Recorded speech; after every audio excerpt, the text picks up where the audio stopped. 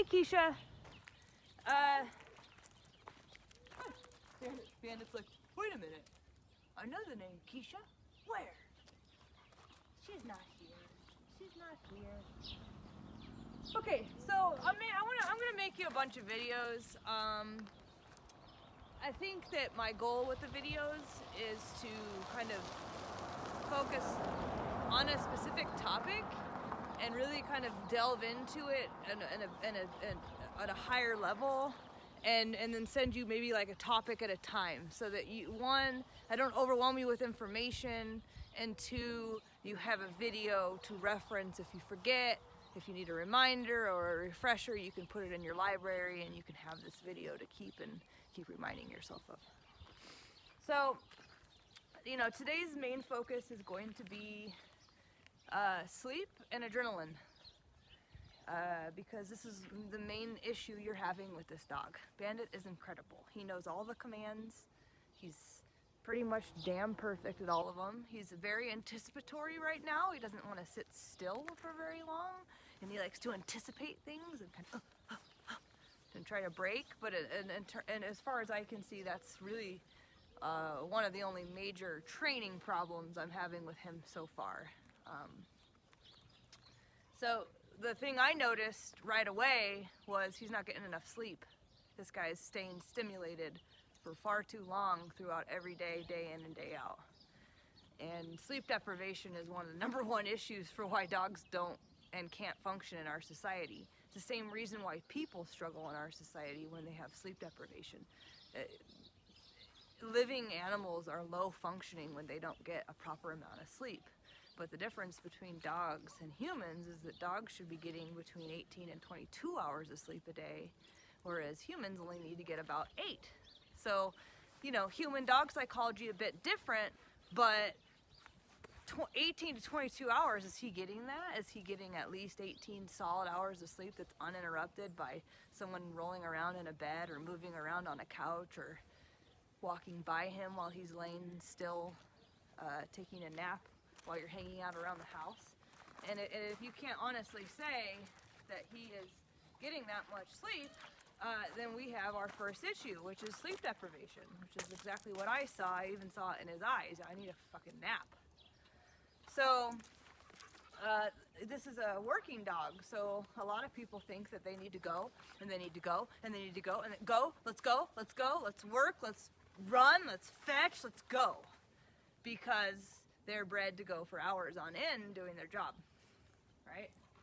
But if you're going from running to playing fetch to socializing him with dogs to taking him to Walmart to practice obedience to taking him to the gym while you wrestle, and then now he was gonna socialize with people at the gym, I really think you need to start laying out your day and deciding whether or not Bandit needs to be a part of these activities, because he's probably too much a part of everything, and needs to be sleeping throughout certain portions of the day so that he can be a better service dog to you and a better member of society, right? Like a more social being. So I think that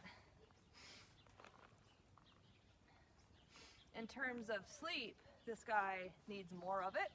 I think it needs to be sound sleep. I think he needs to be in a crate when you're in bed. If this is going to be an issue for your anxiety attacks, we can talk about, maybe having the crate door open, but I think it needs to be closed. I think he needs to have his own space. Service dogs need time off from their job too. So if their job is to constantly be on top of you, next to you, just in case you might have an anxiety attack, when are they getting their vacation time? When are they off the clock?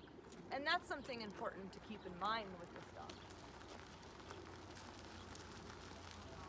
Oh, good. Where was he? He's back at the house. Of course. He doesn't get mad if I come looking for him, so. Well, I'm glad he didn't go too far. No, he has a girlfriend right down here. That's where he goes. At least he knows his way. Sorry, excuse me. You can see he kind of got a little, that guy. I remember this about Bandit at the other board trade. He was like that towards you when you came to the midweek, he's always been kind of stranger dangery, right? So if now I'm kind of branching off on a different topic, so I'll try to go back to what we were originally talking. I know that you have ADHD. Leah has ADHD. I've worked with several people who have ADHD. Focus is challenging for you. And so one of the reasons why I want to break up these videos into segments is so that you can focus on certain subjects instead of multiple in one, in hopes that maybe that will keep you focused and also keep the information in your brain. Because really I need you to retain almost more information than Bandit at this point, because he does have this very solid foundation of training. He knows all the obedience commands. He knows where he should be, and a lot of it's without the e-collar, so it's pretty cool. So when a dog knows all this, it comes way more down to lifestyle. We're at a lifestyle training point with him, in my opinion, in my professional opinion. The lifestyle he is living, he's a high energy dog, not as high of energy as you think he is, and this is why you're getting these poor behavioral outlets, because he's basically saying, this is too much for me. I can't handle this. I'm overstimulated. I need to take a nap. I know I don't want to take a nap because I'm a 2-year-old toddler who doesn't want to sit still, but that's where that crate comes in. Or I'm going to close the door, you're going to take a nap. And a 2-hour nap a day in a crate is not good enough for this dog. Not with the level of stimulation that you provide for him. He needs more downtime. So I'm just going to kind of move him around a little bit while I talk so that he gets a little something out of this. But, basically, these first couple days with him here. Sit. Stay. I'm just trying to test, everything I know he already knows. Here. Sit. Good. Let's go. Please. Good boy. So this is basically what I've been doing, just a lot of, do you know what here is? Do you know what Bandit come is? Do you know what sit down and stay means? Do you remember what place is? And I'm going through all this place, and the only thing I'm seeing, hey, place. Good boy. It's not a lack of obedience at all. It's just anticipation and antsiness.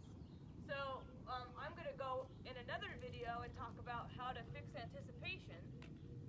But the antsiness is because he has a lot of anxiety from not getting enough sleep. And from what I understand, you're also a very anxious person, right? This is another reason why they need downtime in their crate.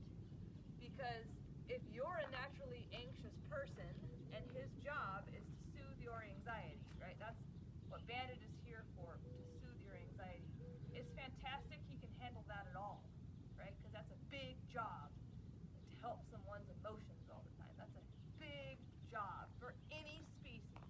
I don't care if dogs are meant to do it or not. I have mixed feelings about that. It is a big job to take on someone else's emotions. And what's happening is he's taking on your anxiety. It's very natural for dogs to take on the same types of emotions as they live with their handler. Come. Here. You're a good boy. Down. Down. Place. Place. Good boy. I love you, Bandit. He's just the best fucking dog, excuse my language. I've always been in love with this dog, and I still am, and probably more so than the last time he was here. You're handsome, you're well behaved, you're smart. Anyway, side tangent.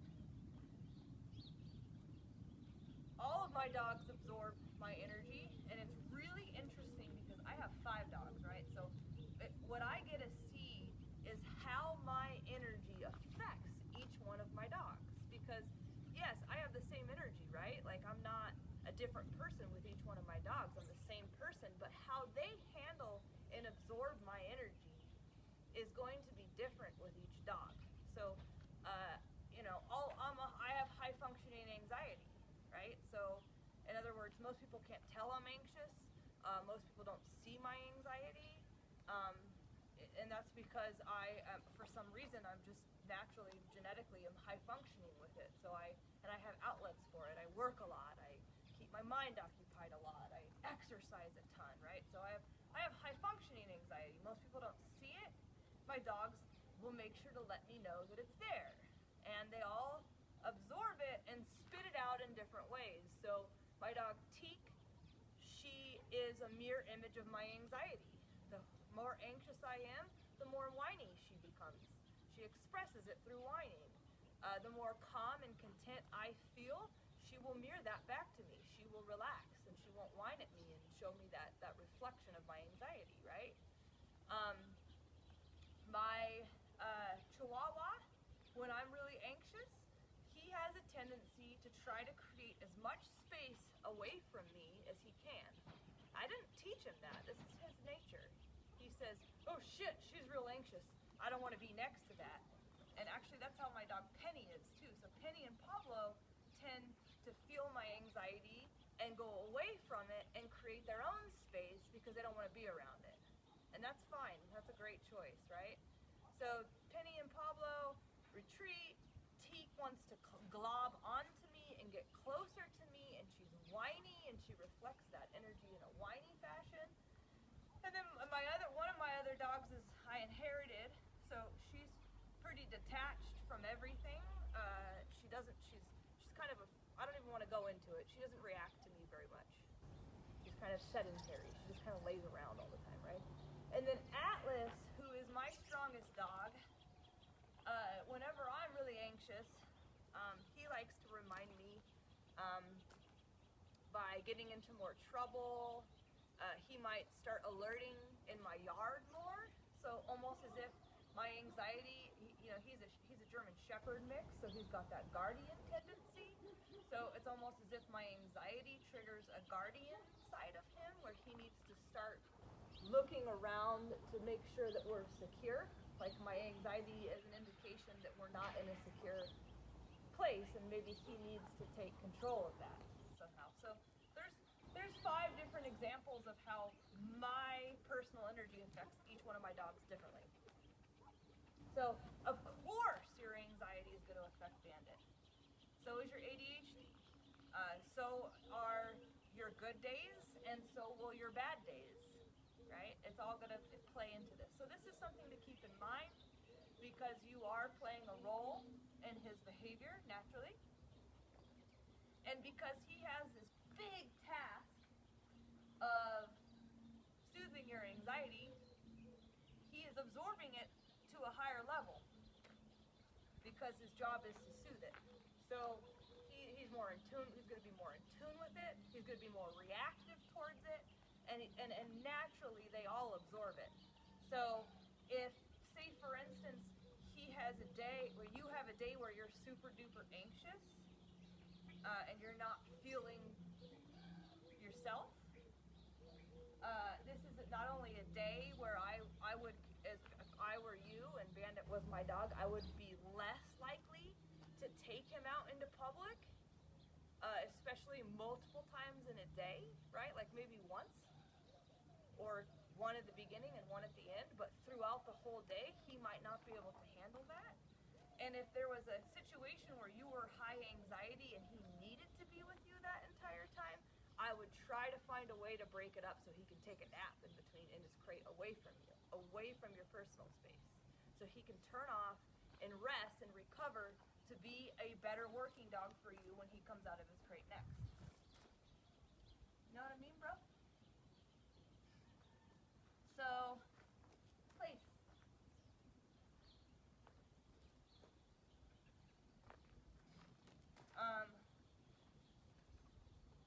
So this is where sleep ties into this whole picture because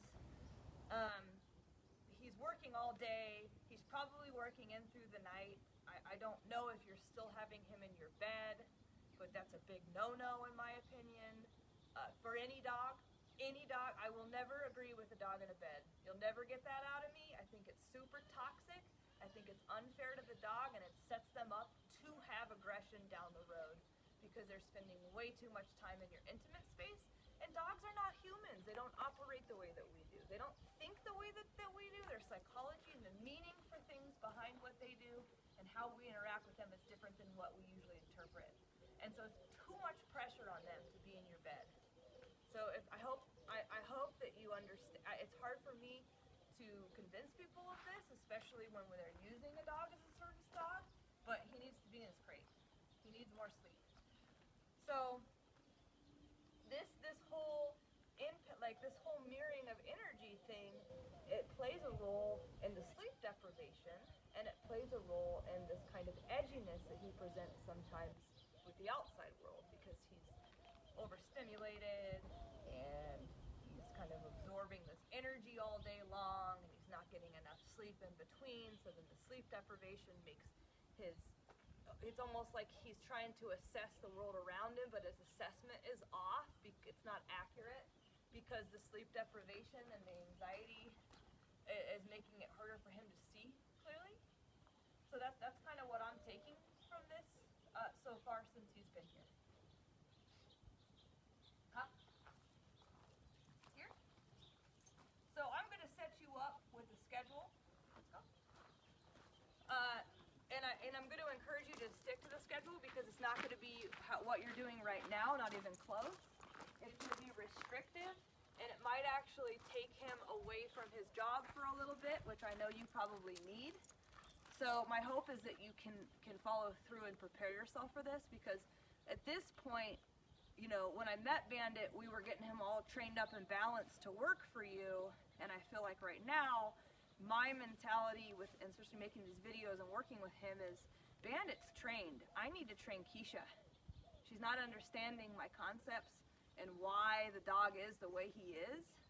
And I know you have a lot of experience with dogs, and I think you're a great dog handler, but on a conceptual level, I don't think I ever really got through to you as to what's going on with this dog, what's going on in his head, how dogs operate, etc. And this is beyond just drives, you know, etc., etc., etc. So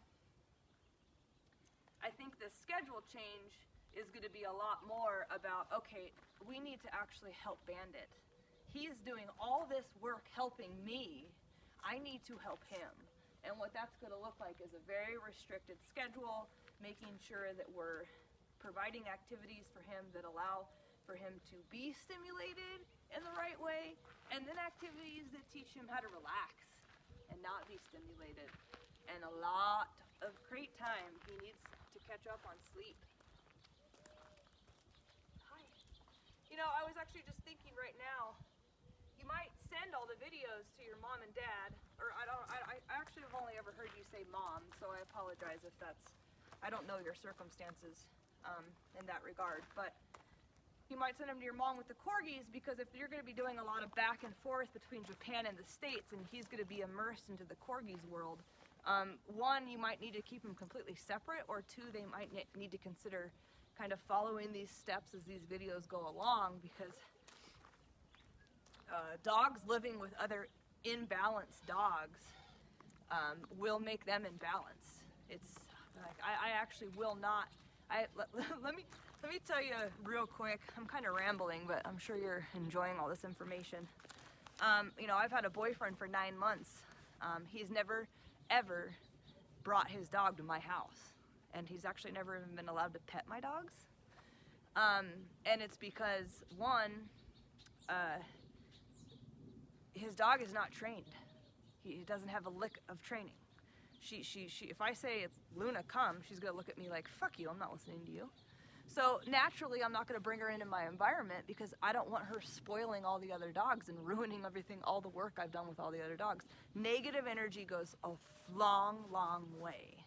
So an untrained dog is not even allowed on my property unless they're in a board and train format. I won't allow it. I won't let random dogs come and socialize in my yard. I won't let my boyfriend bring his dog on a walk with my pack. None of it. And it's because she's imbalanced. And until he wants to commit to me, then he's going to have to commit to training his dog, because I'm not going to live with someone who isn't willing to follow my rules. That sounds super strict, but I'm running a huge business here. So unfortunately, whoever I end up with is going to have to basically see things the way I see them, or else it's never going to work. That's how strict I am.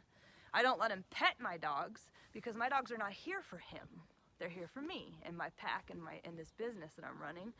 And dogs don't take anyone seriously who share affection with them without making them work for it. If anyone in Bandit's life just pets him because he's cute and doesn't go out and do any obedience or long line work or, you know, fetch with rules and boundaries, if anyone in his life is just petting him because he's cute, it's spoiling him. It's spoiling him rotten. And so, and it creates a toxicity in that relationship that if like, let's say that certain someone who keeps petting him turns around and tries to walk him, he's not going to walk for that person. He doesn't have any respect for that person because the only thing they share is affection. Dogs don't give a shit about affection. I know humans like to think that they do, but it's not significant to a dog. They would much rather go hiking. They would much rather play fetch than sit there and be petted. Even though Bandit is an affectionate dog, I guarantee you he would choose 100 things over being petted by someone he's not that close with. They just don't care that much. So knowing that, if some Joe Schmo comes into your life and is immediately, oh, Bandit's cute, oh, I'm gonna pet Bandit, oh, Bandit, and then a couple days later tries to take him for a walk, it's probably gonna look awful, you know, probably much worse than you know what Bandit's capable of. And that's because dogs go, I don't take you seriously. All you ever do is pet me. Like, I don't need that. Why would I listen to you? I don't have any respect for you. Like, show me what you can do for me that benefits me, and then maybe affection will amplify our relationship. So that's why I don't let my boyfriend pet my dogs, is because he hasn't in 9 months shown any interest in building a relationship with them. And that's fine, he doesn't have to. But if he ever wanted to get serious with me, he would. And I would need to see that from him. So that's kind of a whole nother rant. But I just kind of wanted to point out, you know, that Bandit is, especially living with those corgis, has probably been highly influenced in ways. I'm not really on social media as much as I used to be, but I have seen videos and pictures of the corgis and him, and you know, they're not trained. They're crazy. Those corgis are super imbalanced, you know. And I know that they're doing the best that they can, and that they love those dogs, and that there might not be alternative training options out there for them. But regardless of you know, those circumstances, those corgis are not going to teach Bandit at all what he needs to be taught. And socialization between those dogs is going to teach him the exact opposite of what we need. So you might consider sending some of these videos to your mom so that she can be prepared for maybe when you go back to Japan, that it's going to look a little bit differently than it was the first time you brought him back. Because I think that negative influence of 3 unbalanced dogs, that high energy house, that lots of over socialization. Sounds like you work the crap out of this dog. You know, you do a lot for him, but maybe too much.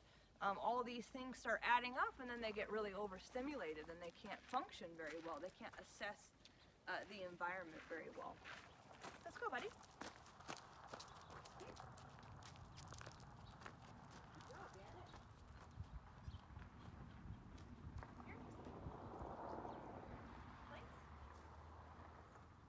I will say he's matured a ton. I don't know how calm he is for you, but he has calmed down significantly since I saw him last. That's definitely maturity, plus the fact that you do provide so much for him, so he doesn't have a bunch of pent up energy, you know. So that's a positive. But I don't know how calm he is for you on a regular basis, but yesterday he was super wound up and hyper, and then it was like he got a really good night's sleep, and then this morning I started working him again, and he was just like so freaking chill, and he has been ever since. So that was my first indication that, yeah, we've got some anxiety about being back. Maybe place? Good? Place? Some anxiety from travel, some anxiety from being somewhere new. I know it's not totally new, but it's different from Japan. Some anxiety because you have anxiety. But then sleep deprivation. It comes to, once he had a really good night's sleep, it was just like, man, yeah, cool, yeah, I'm just gonna hang out. We're gonna be super chill. It's like, Damn, dude, that's all it took was just a good night's sleep. That's impressive. Come.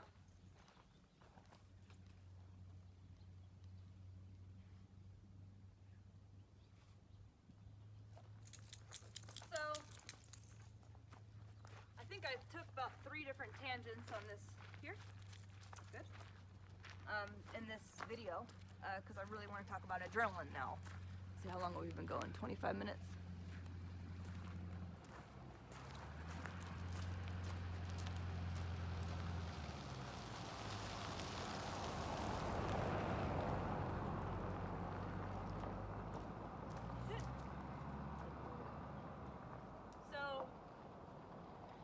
Adrenaline, it bleeds into all the other things about sleep and energy and activities and overstimulation that we've already discussed. Let's go end this video.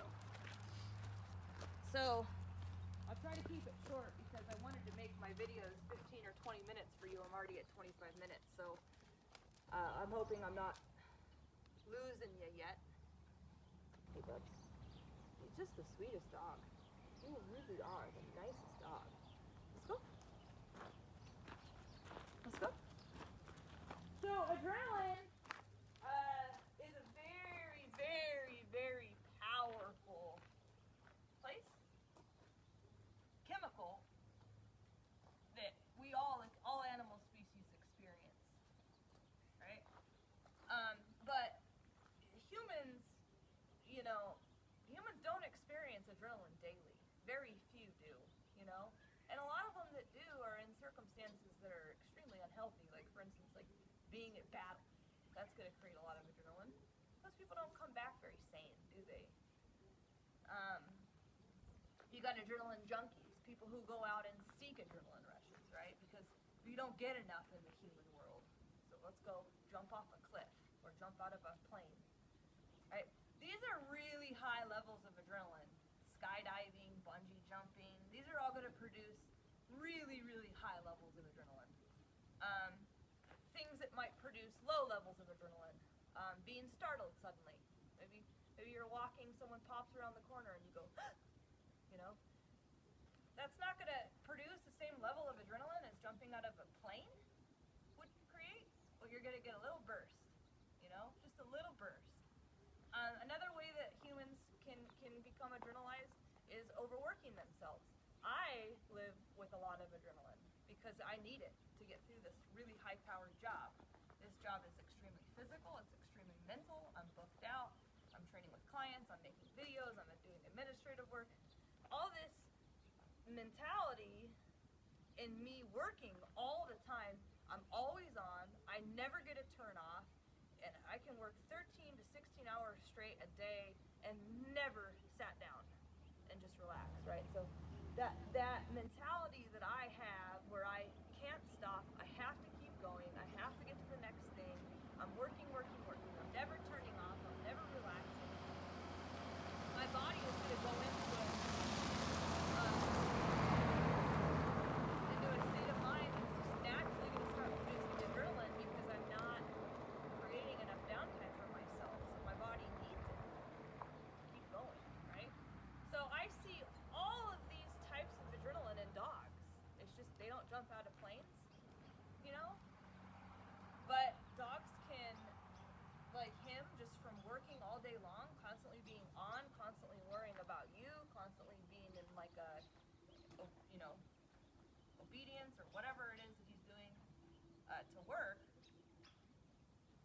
there's going to be just a little bit of production of adrenaline throughout the day when he's like that, and this breed is, they're inclined to have that natural tendency because on the farm they would be going all day and they need it, right? So you put them in a state where they're stimulated and working all the time, their body's naturally going to start producing little bits of adrenaline.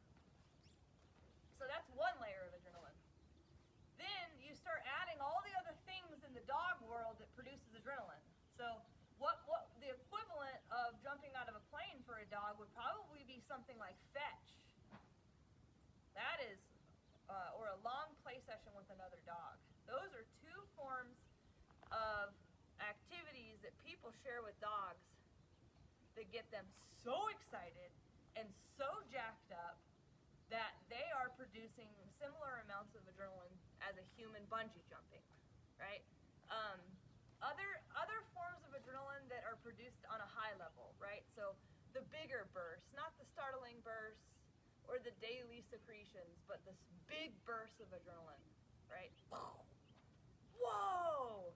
Those would be fetch, long socials, fence fighting, explosions on a leash, um,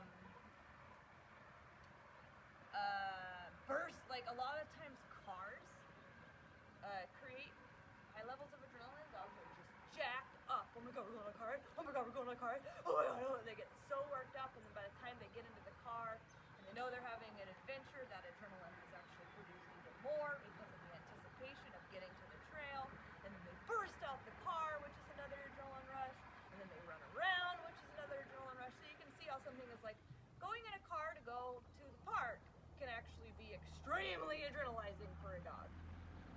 So those are bigger examples of production of adrenaline.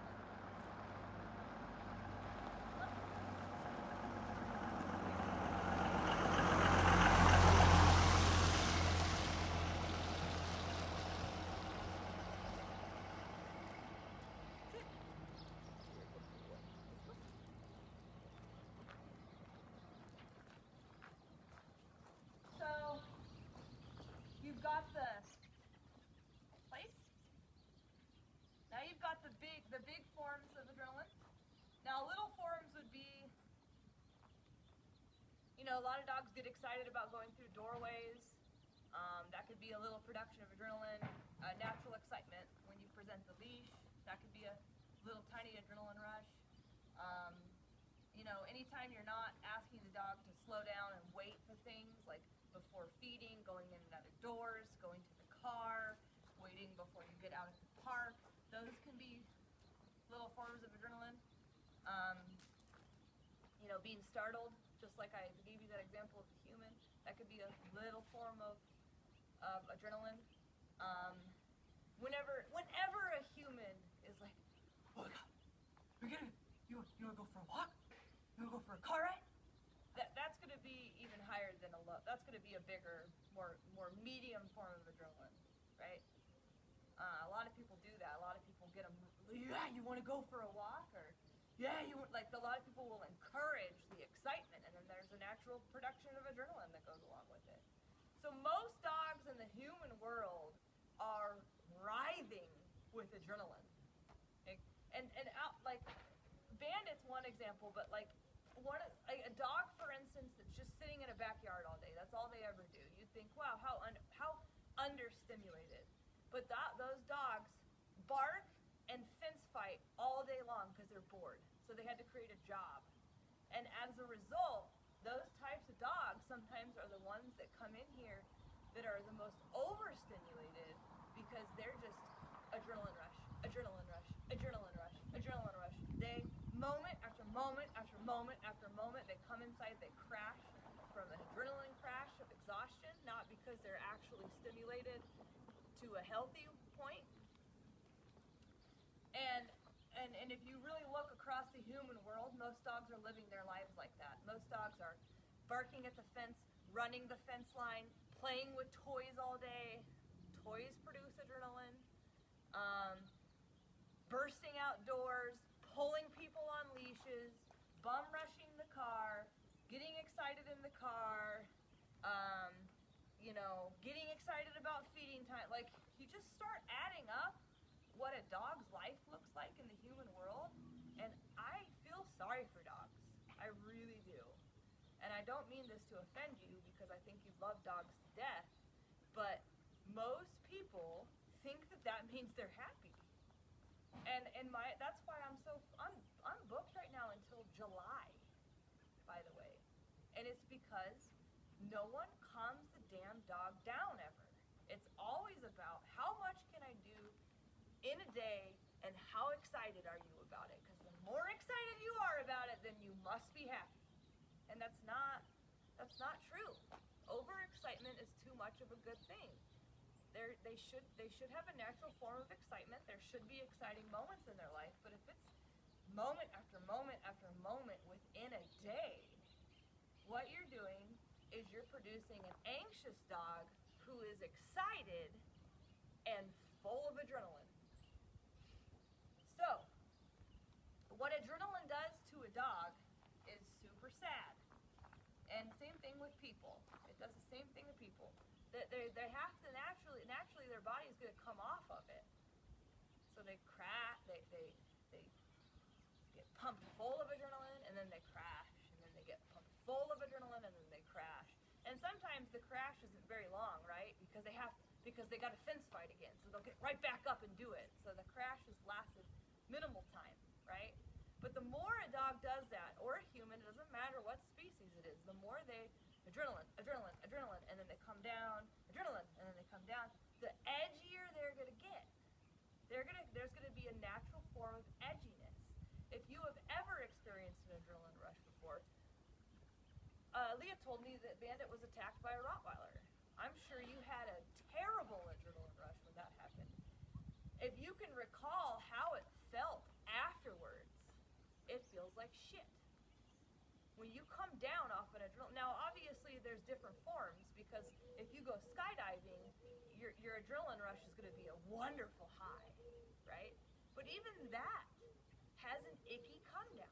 You feel tired, some people feel sweaty, some people feel edgy, some people feel like they need to withdraw socially because that edginess is kicked in. Some people need sleep, right? And I know this from personal experience with skydiving as an example, because I have several people in my life over the last 2 years who have gone skydiving. So I have heard the feedback about the aftermath. It feels great for a while, and then you start getting really exhausted and fatigued. And I had someone tell me they were like sweaty, not wanting to socialize. Very similar to a dog, right? So if Bandit woke up and immediately started his day out with getting a bunch of love from you in your bed, right? And I have no idea what your day looks like. I'm just giving you an example, okay? So don't take this as I think this is exactly what's going on. I'm just giving you an example of what my clients usually do and how their dogs feel about it. And in your case, I'm going to add some more stuff because you actually provide more for your dog than a lot of my clients do. So it's going to be even a little more intense with Bandit. So let's say he wakes up every morning in your bed, you share a bunch of exciting love for him, he gets all worked up because he's loved, and then he gets super excited because you're going to get out of bed, and then he bursts to the back door because you're going to let him out. Adrenaline, right? A little adrenaline with the affection, a little adrenaline with bum rushing the door.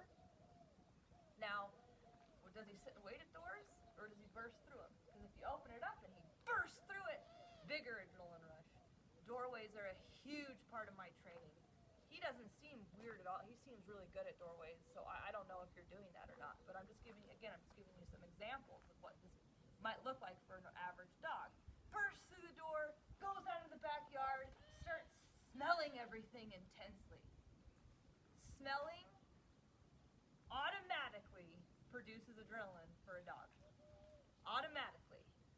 And I don't want to take it away from dogs. I might try to minimalize it depending on the dog and what their issues are.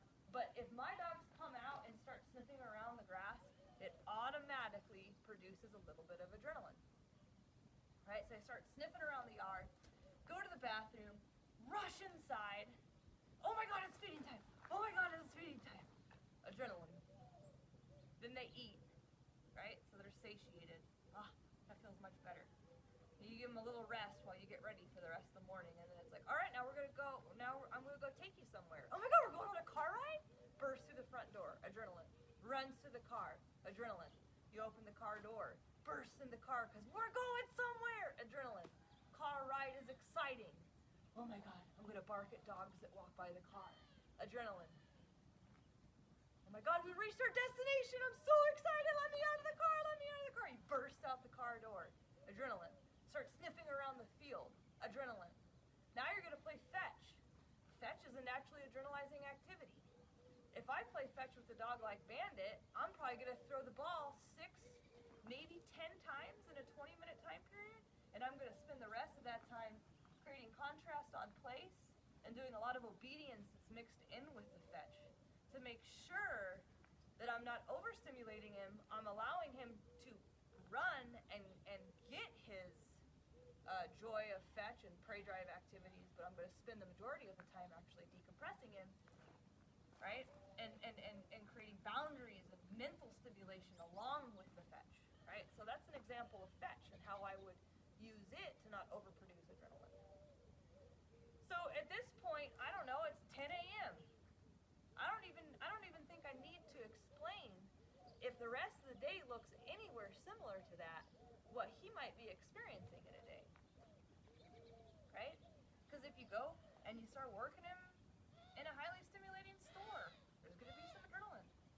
You take him to your wrestling match where everyone's cheering and screaming, which I'm probably not right now because of COVID, but there's going to be some adrenaline, right? He's working, adrenaline.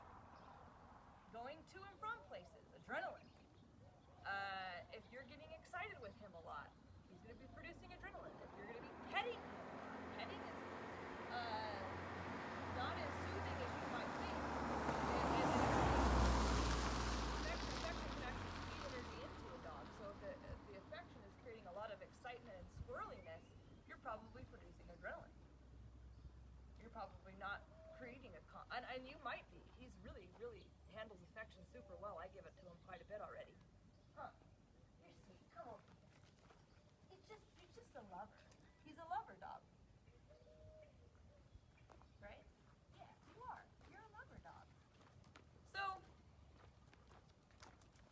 what I want you to take from this is that the reason why you handsome man, the main reasons why he has started to develop leash reactivity, dog aggression, and a heightened sense of stranger danger is because he's not getting enough sleep and he is experiencing way too much adrenaline throughout a day-to-day. So as a result, he is not processing the outside world like he normally would, like the Bandit you would know, right? It's like, what happened to you, Bandit? He's not him. He's like, I don't know. I'm so edgy right now. I need a nap and no one can tell. Everyone just wants to keep running me and fetching me and keeping me stimulated. Well, I'm exhausted. I know they can't tell because I'm an excitable dog. But man, this is hard. So I'm going to start fending these things away. I'm going to bark at them and then they go away. And then I'm going to bite at them and then they'll go away. No one else, no one is understanding that I'm feeling really edgy right now and I'm not looking to make a bunch of new friends or to say hi to some new people. I really just needed to decompress. And that's why I feel like he could talk. That's what he would say is, I'm overstimulated.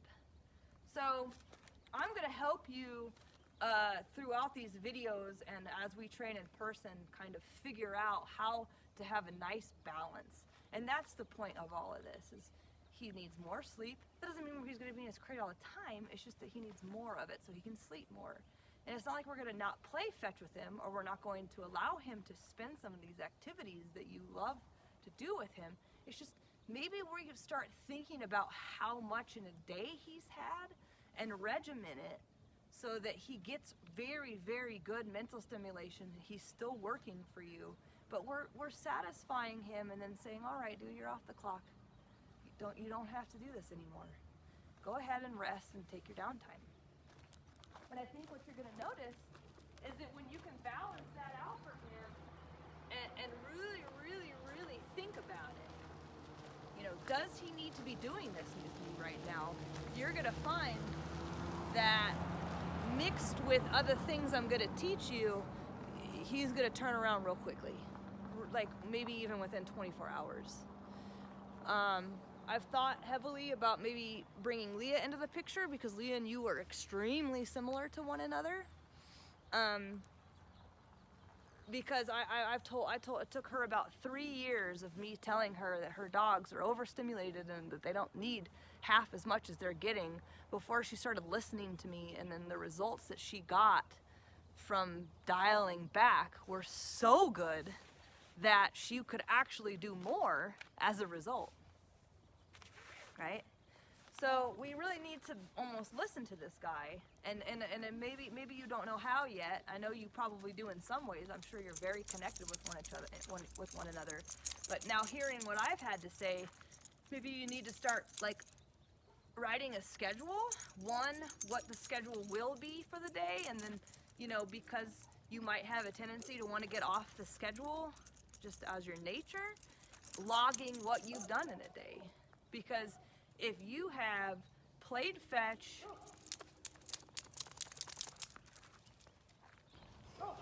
taken him to class for an hour, gone on a jog, that he's not gonna do well around a dog.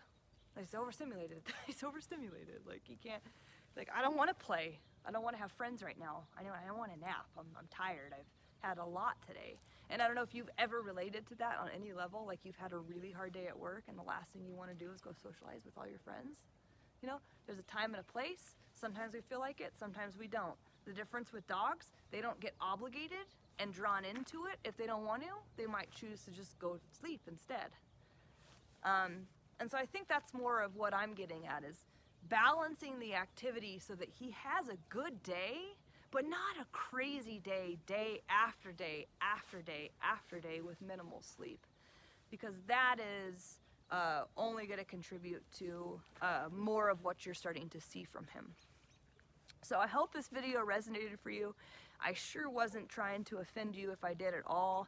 I think you're a fantastic dog owner, and I think he's a fantastic dog. I just think that this go around with the board and train, I need to spend a lot more time building up these concepts for you, since he's kind of gotten to this point right now where you're struggling with some of these bigger things, so that there's a really thorough understanding of who all dogs are, who Bandit is, and what you can do to help him be more successful as you move forward.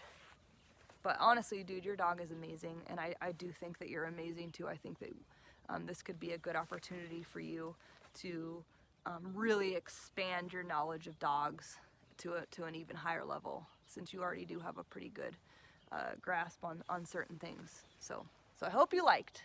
There's plenty more where this is going to come from.